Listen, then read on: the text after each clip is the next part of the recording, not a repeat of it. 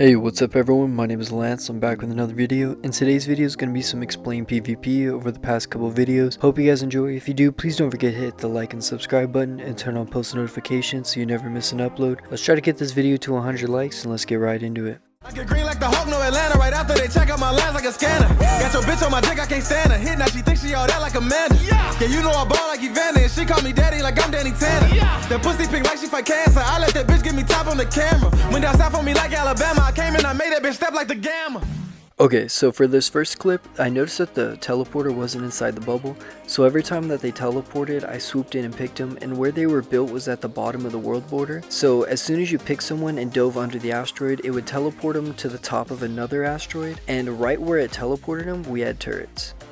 In this clip, I noticed a guy was chasing my friend with a flamethrower, so I netted him and instantly pulled out the whip. I landed behind him so that way he wouldn't be able to block it with the shield, and when he went in his inventory to go pull out another cutter, it gave me free shots with my tech rifle to kill him.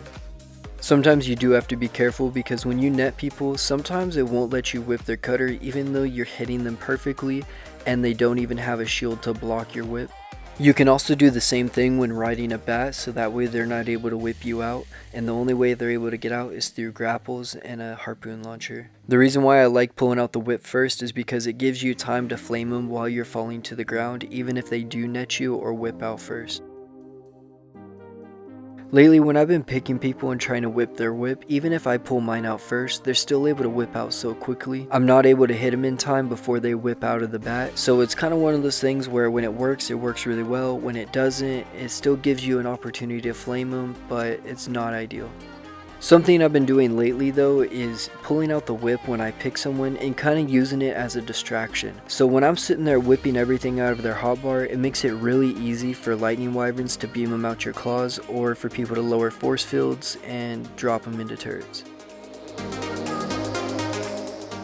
This is by far one of my favorite clips because a lot of people give me a hard time for using level 1 cloner tusos, and it's because I crank only movement speed into them, which makes it really easy to pick people whenever they go to dive underwater. But what it also does is it only has movement speed, which means I can outrun all the other tusos that other people pop. So even though mine's a level 1, it has 2700 HP and like 320 movement speed. If I do the ink attack, I'm definitely getting away before they kill me. Another thing that I like about the level 1 tusos is the melee doesn't matter on the amount of torpor it does. A level 1 tuso melee damage does the same amount as a 1000 melee tuso. The only difference is the actual normal melee attack. That damage is the only thing that matters with the percentage.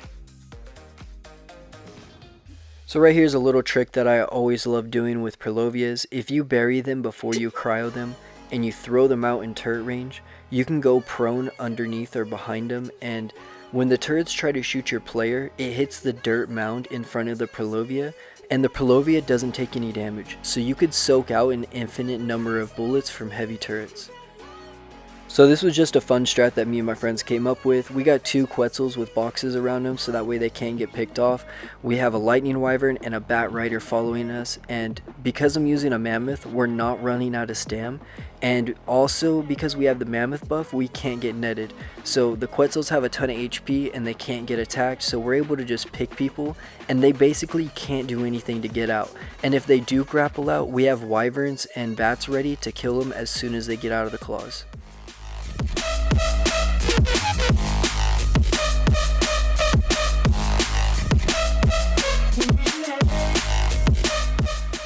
If you ever gotta tech punch a wyvern you're in fed, the best thing to do is aim for the back, like right where the tail meets the spine, or aim for the side of the wings.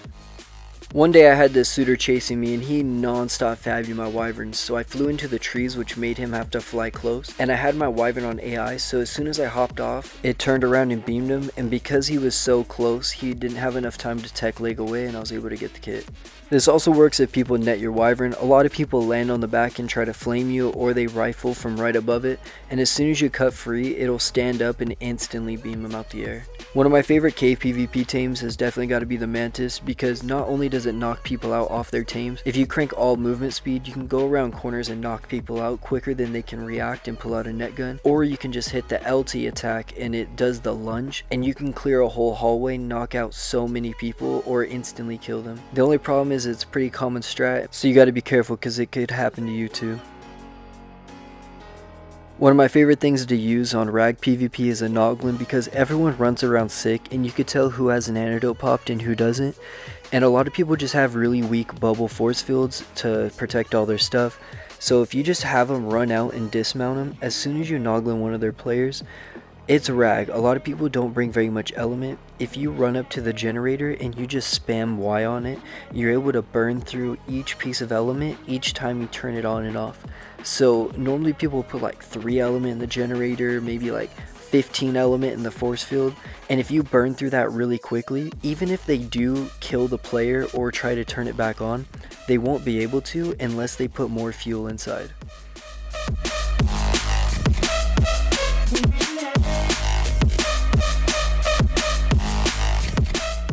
Once I burned through all the element in the force field, I was going to do the same with the generator, but I just left it turned off because one of my friends had an angle where he could tech rifle it. But while he was tech rifling it, one of their tribe mates ran up and turned it back on. Luckily there wasn't any turrets in the area, but it's always good to make sure you burn through all the element in the generator just in case.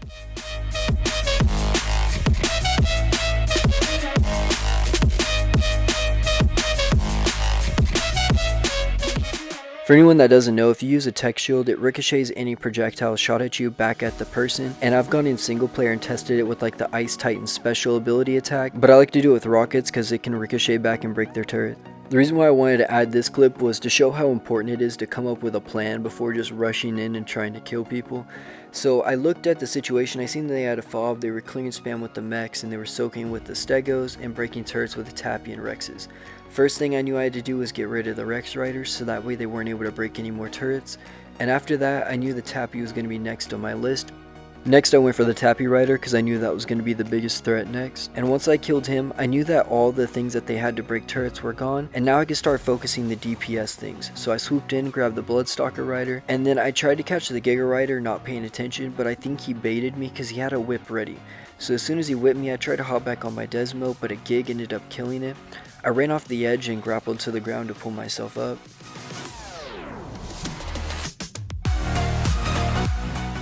So with my Desmo dead, I figured it'd be a good time to assess the situation and see how much ammo the turrets had and how many we had left. I noticed that we were cooling on ammo and there's still a lot of turrets left, so I went back to go rekit.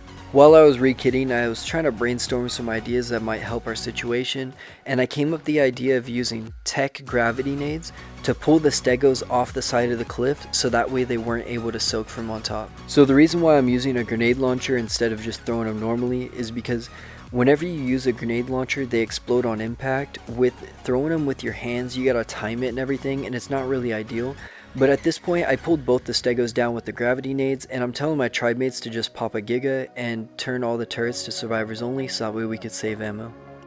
So after teleporting back from grabbing something, I realized that they had a racer soaking on top. I'm telling my tribe mates to grab a PT so that way they could barrel roll it off the edge, but I already knew no one was going to do it, so I ended up grabbing one myself. Realistically, I could have threw the narc nades at it and pushed it back a little bit, or just used more gravity nades to pull it off the edge. But the reason why I like using PTs is they're really good for pushing things off edges. That barrel roll does a lot of knockback, even to large dinos. Like you can push Reapers, Gigas, any large dinosaur, I think except for like Mega Chillons, you can push with a PT. And so it makes it really nice for knocking stegos or racers off edges.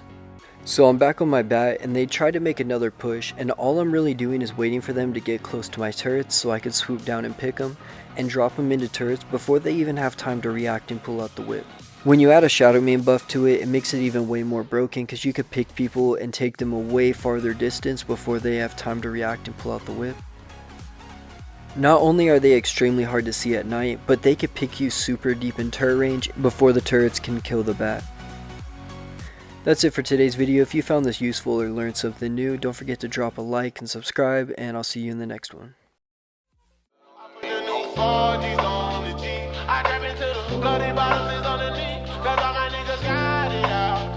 I keep 100 racks out my knee.